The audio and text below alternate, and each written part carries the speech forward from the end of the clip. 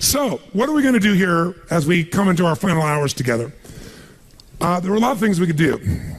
My goal, obviously, is to always have you leave with the strongest amount of your emotion geared in your body, because that's what's going to get you to go follow through. At the same time, I look at this program, and no matter how much we pour into it, no matter how much we put you in overwhelm, as you can only imagine, there's so many things that I know are available and needed for your businesses that aren't here. So trying to figure out, what do we put in here strategically? And so I'd like to roll the dice on something that may not be as emotionally exciting, but probably more valuable. And that is a planning process. And so you might have to, for this last part, really manage your own state a little bit. But I'd like to introduce you to what I call RPM, the rapid planning method. And RPM is an experience that when you master the thinking of RPM, you don't have to use the system itself even. You don't have to use a particular, mechanical system in terms of how you do this on your computer or calculator, on paper or whatever. But if you take on this thinking system, your entire planning process will transform, and so will you emotionally.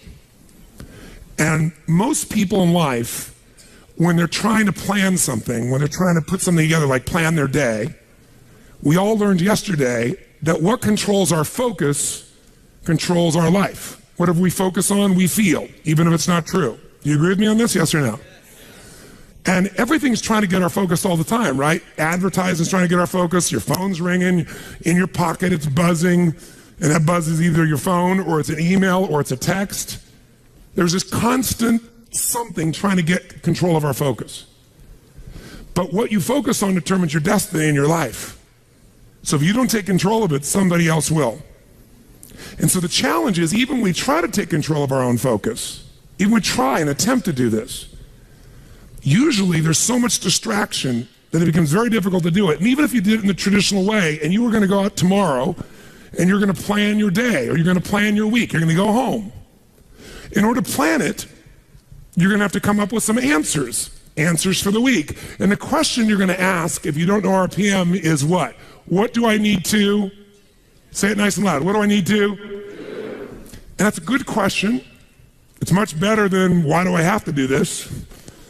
It's much better than, what the hell do I do? A few modifiers around that language and you'll feel very different, won't you? So when you ask, what should I do? The answer you're going to get is usually based on whatever is most pressing on you at that moment. And what tends to press us is either something painful, right? Right now I got to do this, because if I don't do this, something's going to happen. Or something that we want, something pleasurable. Is that true? Or it could be our own sense of vision. But that's usually the last thing that we focus on. How many agree with me on this? Say aye. So let's say, for example, someone keeps coming to you and goes, I need this, and I need this, and I need this. And they do that in the form of your text. They do that in the form of a phone call. They do that in the form of an email. They do that in the form of walking up to you and go, hey, Tony, can I ask you a question? And right in that moment, they're coming to you and they're asking for the most valuable thing you have in life, your focus. Because out of your focus, you're going to put your attention, your energy, your intellect, your emotion, your thoughts, your lifeblood. And the way you invest focus is the way you invest thought, feeling, emotion, and life. And wherever you spend that focus is going to determine what you end up with in this life and what you're able to give in this life. So focus, bless you, is the single most important component you got to learn to take control of. And most of us are not very good at this. Primarily because the culture has conditioned us to respond to what we need to do. And when you're coming up here, Dr. Ruth here in front of me, and she goes, Tony, what I need to do right now is being dictated by the environment, not necessarily by what is most important for me or my mission or my direction or my life. Now in a seminar, it's appropriate most of the time because this is what I'm here to do. But even in seminars, sometimes I have to say, can I get back to you in a moment? Because I have to do this because I'm also running this damn thing. I'm not just on stage, right? So the combination makes me have to look at it. And there's an army of people back here running it, and I got to help them, or they got to help me, and a lot of moving parts. So sometimes I got to stop and not let you take my focus, even though I'd like to give it to you. But if I were to ask, what do I need to do? I'm going to get a certain quality of answer. Let me give you an example of what I mean. True story. President, I won't go any deeper than what I can reveal without being disrespectful in any way, shape, or form. I would never do that. But it's a known fact because it got out in the newspapers. There was a stage when President Clinton called me. And when he called me, he literally called me up and said, and I'd known him for a little while and worked with him prior, but he called me up and said, they're going to impeach me in the morning. What should I do? And I kid about it today. I said to him, well, could you have called me sooner? You know? But what truthfully I said after that was, I can give you my answer to that question, but I don't know if that's really the question you want to answer. Because the answer of what you should do requires a different question to be asked first, which is what's most important to you? Because if what's most important to you is to stay in office, then obviously you should just keep doing what you're doing, because even though they'll go try to impeach you, they won't have enough votes and you'll stay in office. But if your outcome, what do you want? What's your outcome? What's the result you're after? That changes what you do. If your outcome is to regain respect from mothers, fathers, what they can say to their children about the President of the United States, then based on that, you might have to do something different. And I said, it's easy for me to say, because I'm not in your position and I'm not facing an inquiry in the legal side. And he said, yeah. And I said, but you're also a lawyer. Now, you certainly know the law. And I said, you know what you can say. He goes, yeah, well, you don't have somebody coming at you, you know, stars coming after me, and he's trying to do this, trying to do that. I said, I know that. So I'm not telling you what to do. You're just asking me what to do. I won't tell you that. First, you got to tell me, what do you want? If you don't know your outcome, if you don't know the real result you're over and you answer what to do, you may even get what you want. You may do that, get the result, but it's not the result you really wanted. That's, again, the difference between strategy and tactics, isn't it? Which is one of the single most important lessons I hope we got across to you this week. So you got to learn to ask a different question than what to do, because how many of you found out that it doesn't matter what the day in your life is? If you really write down everything you got to do, there's no way in hell you could do it all. How many agree with me on this? Raise your hand and say aye. So most of you start out in the old days with a little time management book and you used to write down all your to-dos, right? How many used to have one of these? Right? You write down all your to-dos, and then in the early days, you actually put like A, B, C priority maybe in the very beginning. Anybody get that anal to be able to do that? Separate them out so you focus on the priorities, and then maybe even plan when you were going to do them in your day. And that lasted about how long? You still carried that book around with you in those days when it was on paper, remember that? But what it was your address book in those days, because you didn't have an iPhone, right? It was your calendar and your address book and a few crappy things you wrote down, but you never sat down and wrote the whole list out because you knew you weren't going to do it all, and it just felt like hell every day to rewrite it all. Who can relate with what I'm saying as being true? Say aye. So when I only had one company to run, I was just a kid, I went to one of those programs prior to the days of Franklin and Covey and all those guys. It was called the Time Bank. And we had this 3-ring binder like this. It was so cool, and it had its tabs and had my calendar in the front so I could schedule things, and have these daily little tabs. I could plan out the day and write my to-do list. And then it had my A through Z's in the back where I could file under people's names and things, all the details I needed. And then that was all the phone information, because there wasn't email in those days. And you carried around this little mini suitcase of these big rings, and it worked really cool. It was great. But I learned once I had 2 companies, and then 3, and then 4, then 5, there was no way. My to-do list got bigger and bigger and never got to be done. And I found myself not writing it down, and then I found myself doing it in my head. And I got a pretty good memory, but man, that was painful. I felt the shock of it all over again. Bottom line is, I said, there's got to be a better way. And I kept thinking, what controls our life is what we focus on. What we focus on, we feel. What we feel and focus on, we move towards. Wherever focus goes, energy flows. So wherever your focus goes, energy flows. So if I want to control my focus, the most powerful way is by asking what? Better questions. So I need to come up with a better question, because what to do is a painful question. And it's a stupid question very often. When you're starving hungry on the first day, what to do is obvious. Go get some food. But some of you, in spite of the hunger, and those who've never been to a program in my mind, the pissed offness with Tony Robbins that he would go so long, People went back, they go, but this is not right. And so they said, then go get some food. They go, no, but I don't want to miss it. Now, our fault for not communicating in advance, but the point of the matter is most of you decided what to do based on a larger outcome than the urgency of current pain. You decided, no, what's most important is to get this material, even if it's a little painful in the short term. I can eat a little bit. I'm hungry, but I can survive. I am not in Africa. This is not the last meal that I've had for 6 weeks. There may be some body fat I could be burning in the next 2 hours while I'm learning. Who knows? You know, maybe. Maybe I'm not really dying. Maybe that's just the language I use, and the language I use is producing my emotion. People say they're starving. Really? Look in the mirror. Are you starving? No, I didn't say that to anybody because no one came up and said anything to me about it. That Tony. Oh, Tony, will you take a picture with me? Yes, of course, right?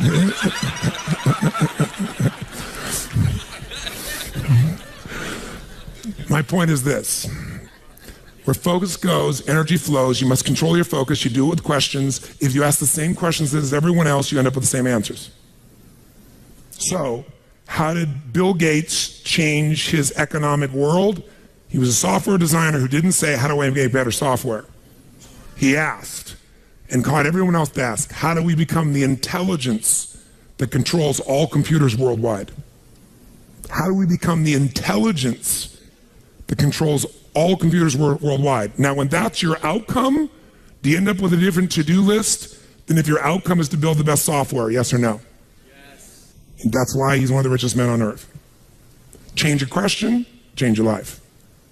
When it comes to planning your life, I want to get you to learn to ask 3 questions now. And the first one is not, what am I going to do? And how many understand why now? Say I. The question you want to ask yourself is, what do I want? What's my outcome? What's my result? The word RPM, the first one is to get you focused on the target. The target is not the activity. The activity can change. It's what's the result I'm after. If you know exactly what it is you really want, what you desire, what you're really after, clarity is power. The more clear you are and specifically what you want, the faster your brain can get you there. But if you're generally saying things like, what do I want? Well, I want more money. Fine, here's $1, get out of here. Did you achieve the outcome? Yeah, when you're that general, you think you're not getting your goal, you are. The way you language your goal, the way you think about it, you're receiving it. I want to feel a bit better. I want to lose some weight. Fine, you lost a pound, you're done. Because your brain's like a servo mechanism and a bomb and a missile.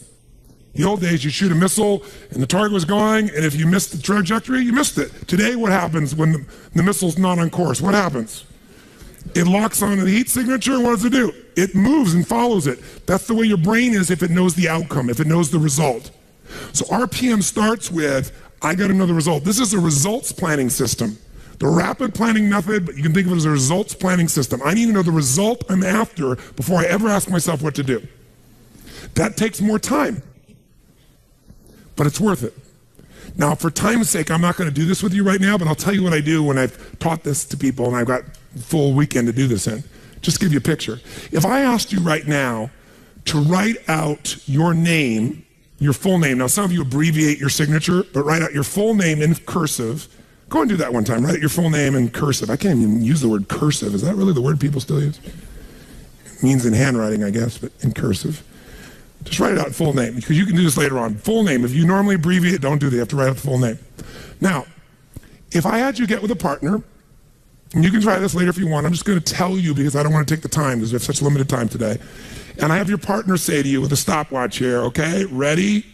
And I go, go. And you write it out. And you tell me when you're done. I go, stop. And I write down how long that was. So let's say you wrote out your signature and it took 5 seconds. And then I say, ready? Write it out. Ready? Go. You tell me when you're done. Stop. And I write down 5 seconds. And I have to do that 10 times. You'll find in the beginning, you'll be, let's say, 6 seconds. I'm making it up. Everybody's signature is different. And you probably might get down to as little as 5 seconds. If you have like an iPhone, you could do it as a digital stopwatch. You could see the milliseconds. Then I say to you, I want you guys to write every other letter in cursive. In other words, you're going to write half as many letters. How long do you think it would take to do it? Half as much time? Most of you will take twice as much time in the beginning, and then eventually, what's interesting is, if I do it 10 times, and the last 2 or 3, and this makes no logical sense, and again, I don't want to take the time to have all of you do this 10 times, 10 times, 10 times, but you can go do it on your own, I'll just tell you the result. In most cases, even though you're doing half as many letters, you cut it by 2/3 the time. There's something happens when you break an old pattern and you do it fresh. Your brain over the years has learned ways to move more rapidly since when you did your original signature, and you'll do it in 1/3 the amount of time. It'll take twice as much at first, and then it'll cost you 1/3 amount of time. Now let me tell you why I'm telling you this. The system I'm calling the rapid planning method, by the time I show it to you, you're gonna go, this takes more time than just making my to-do list. When will it take more time? When? Initially. But once you get it in your nervous system, it'll take you less time because your brain will be thinking in outcomes and not activities. And when you think in terms of outcomes and not activities, pretty soon some of the activities in your list you don't even need to do to get the outcome. You find a better way to get the outcome quicker. Now, how do you do that? Yes, 3 questions. Question 1, what is my result? What is my outcome? What is it I really, truly want from this? If you're going back next week, and you say this next week, what are the most important outcomes for me to get this week in my business? And you just write those outcomes out, not your action items, the outcomes. If you do that and nothing else, you'll be ahead of the game. And if you just keep looking at those outcomes every day, how am I doing on that outcome? Your brain will come up with ways to get to that outcome. I promise you. Focus on outcomes, not on activities. Action for most people, activities, most people may mistake movement for achievement. They mistake action items and to-dos for achievement. We're after the achievement. Are you with me on this? Yes or no? Yes. It's a different way of thinking, and I think all of you inherently have it, but if you make this ritualized, just like the things you've learned this week, they're all great, but if you don't systematize them, they'll work when you do them. But if you systematize them, right? And you see like Mr. Hallman here, where he goes in and just does it and makes sure it's being done again, or what you've seen Chet do, or what I do. You just do it over and over again, you don't miss it. Now the results are geometric. So I want to get you to systematize the thinking, whether you do it visually the way I'm going to show you or not. So, first question, what's the result I'm after? What's the ultimate result? What do I want out of this week, out of this thing, out of my business, out of my life, for my body? And you want to be as what as possible when you describe that outcome, that result. As what? As clear and specific as possible. Generalities will confuse you. So it might take you longer than just writing down call so-and-so to think, if I'm calling my son, I'm going to call Jarek, or I'm going to call my brother. This is what goes through my head before I call him, always. What's my outcome? Because I don't want to just call him. I want Jarek to feel loved by his dad, or I'm thinking about what's my outcome. I've got to talk to him about this thing that's out there. I've got to make sure I get through to him on this because I want to guide him and move him in this direction. That's what I want to be as his father. I don't want to just chit-chat. I can do that too. If you think before every phone call, before every time you're planning your day, and you think before you have any meeting, what do you think the first thing I ask of anyone when we sit down in a meeting is? Okay, what are your outcomes? What are the outcomes for this meeting? First thing I want to know, because if I know the outcomes, guess what? A lot of meetings, they're done pretty quick. Because if I know the outcome, you don't have to go through all the activities to sell me on it. Just, that's your outcome? How do you want to do it? Sounds good to me. Rock.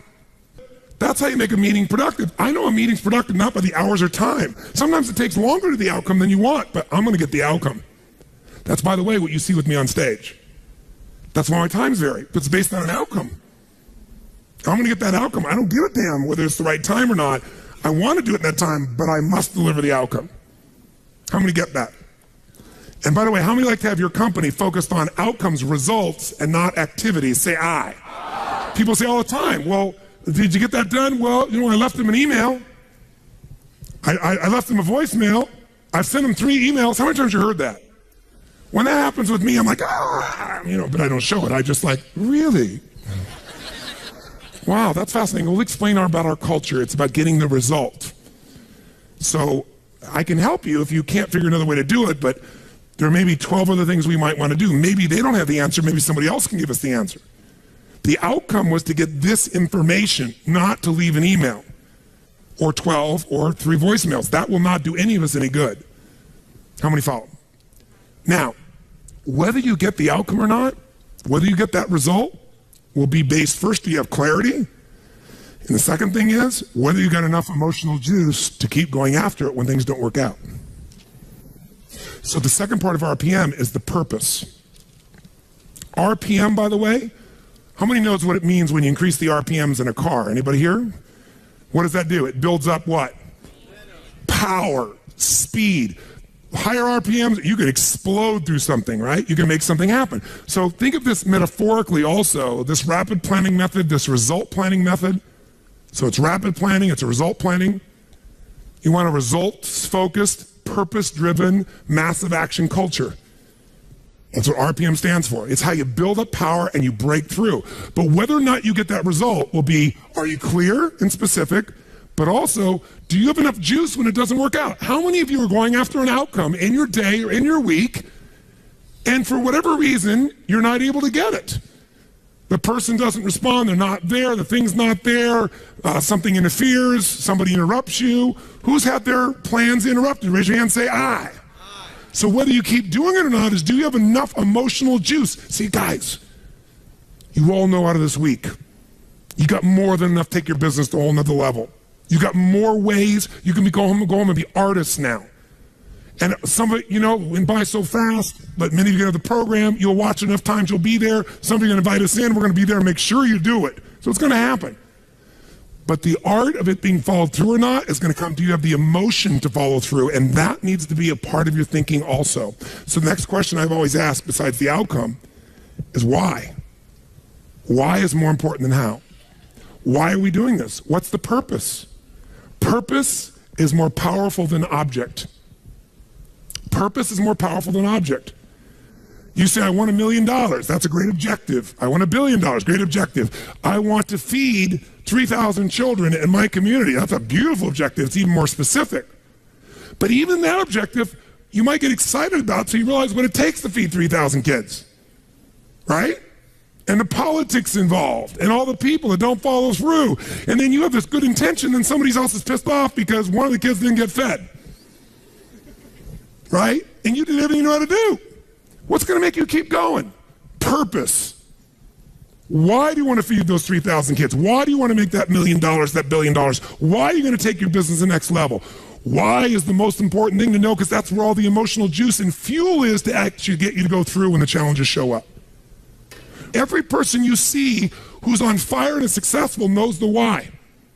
You know what the problem is? You might know the why in the beginning. You wrote a mission statement and stuff like that. You got to know why you're doing this right now. This right now. That's what's going to engage you and activate the why. You might have a why, but it's not active. How many follow the difference when I'm talking about here? Say I.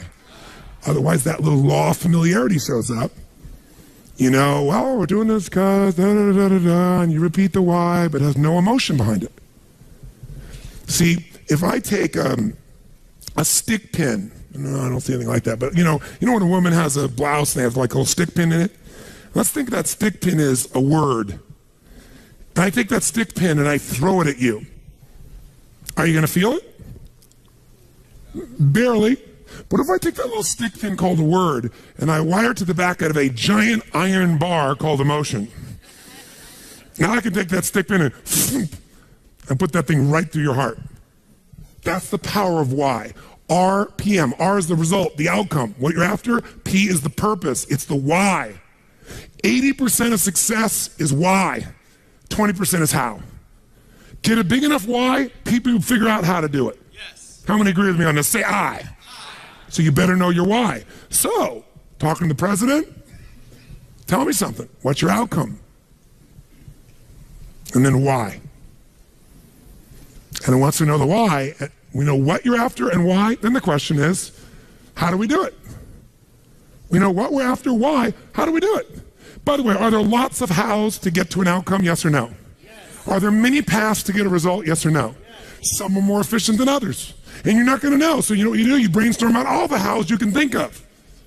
All the things you could possibly need to do to get that result. And then you narrow it down to the 20% that makes 80% of the difference. And you'll find out you don't have to do that whole to-do list. In fact, wouldn't it be nice to write your whole to-do list and not do it and still get the outcome? How many prefer that? Say I. That's RPM. I love it when I don't do my to-dos and I got the outcome. That's the coolest thing in the world. You might have done one or two of them, but it's then learning selectively which ones are going to create it. But the only way I knew that is to brainstorm out the M, the massive action plan. If I know the result I'm after, I know what it is I want, what's the outcome, what's the result, what do I want specifically, clearly, and I know the why, and the why has got to move who? Who does the why have to matter to? Everybody around you. Well, if it's a why you're trying to get everybody to deal with, they got to have a why involved in it. But people do things for different reasons. People donate money for different reasons. Some of you donated money the other day here because you were moved by the experience. Some of you did it for connection. Some of you did it to contribute. Some of you felt guilty if you didn't do it because somebody else did beside you. Or you have a lot of money and you feel guilty about it because you didn't earn it. I'm not saying anybody in this room, but that's how some people are. They inherited it, so they feel guilty. Some people do things to get their name up on the wall. Some people today do it anonymously and then tell everyone. Isn't it true? Yeah, just confidentially. That was me. You know? And everybody tells everybody that it's anonymous. They're doing it for significance. Some do it for connection. Some do it for contribution. I don't care why a person does it, but we do it. But if you're going to work with a group of people, you better make sure the why touches on all their needs. Does that make sense? When it's you, whose why does it have to be? Whose why does it have to touch? Whose purpose does it have to be? Your own for you to be moved. So if you know the result and you know the purpose, now you need the M, which is the massive action plan. We also call the massive action plan the map. It's your massive action plan, your map. How are you going to get there? What are you going to do? And by the way, when you're crystal clear on what you want and you know why you want it, you can make a big map. You can brainstorm a million ways to do it. Not all your houses are going to work. That's why you make a whole map. And then go back and gradually asterisk the ones that are the most important and go hit those. You might get the whole outcome in the first two action items and get rid of your whole rest of your list. This is RPM. This is how I operate. Now, if you never did this on paper and you just did this thinking process in your head, you'll get invaluable resources. If you learn to put this on paper, it'll be more powerful because then your brain isn't racing and you can see it. If you make it into a system that you personally use, your productivity will explode. If you teach your whole company to do this, your company will go to levels you can't even imagine because everyone will maximize their productivity. And it is different than any other system in its essence because it causes a different focus with a different level of emotion, greater creativity as a result of that, and then it shows you how to leverage it all. Does this make sense? Yes. So those three pieces, results planning, asking what question? What's the first question you're going to always ask? What do I really want? What's my outcome? What's the actual result I want from this day, from this week, from this conversation, from this meeting? Doesn't matter what it is. If that's all you ever do, you're already practicing RPM at a fundamental level.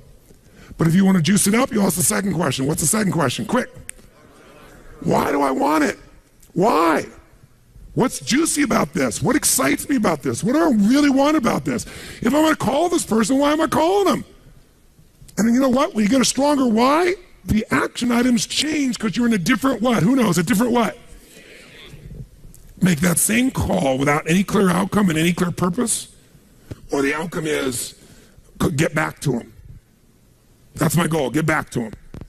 What's going to be the quality of the writing or the phone call or the vocal quality when you're getting back to somebody? Versus if you know, my outcome is to make sure they feel like I am so in their corner that I'm here to make sure their needs are completely met, more than they've ever met by any person they've ever spoken to on the phone before, and that I'm here for them and they can count on me. Why? Because that's who the hell I am. Because when people deal with me, they have found someone like no other human being they've ever dealt with, and I am a source they can count up. That's why I don't have to go chase 8 million new clients. That's why they stay my client for 17 years and pay me $1 million a year to talk to them on the phone once every 10 days for 10 minutes and see them 3 times a year for an hour. And I get a piece of the upside, so sometimes I get a couple $1 million for that. Why would somebody pay you that kind of money? Because when my guy calls me, he gets delivery he can't get anywhere else on the face of the earth. So I pride myself in that. And by the way, that feels juicy to me. It means my need for contribution, for my need for growth, my need for significance. I'm the best at what I do. My need for certainty, I deliver. And it's Friday, who the hell knows what's going to happen when I pick up this phone? It's different every time. Because the market's changed, something's going on. How many follow? Say I. It's a very different thing than, oh, I'm getting back to my client, right? And the way you're going to come across is different. And everybody will go, wow. And in life anyway, by the way, the people who are the very best on earth that get paid everything like 100 times more than everybody else, they're just a little bit better than everybody else. It's like, you know, a bear's chasing you. I don't have to be that fast, just that much faster than you. Right? In life, you just have to be a little bit better than everybody else, and you get all the rewards. And that little bit better, to me, is RPM.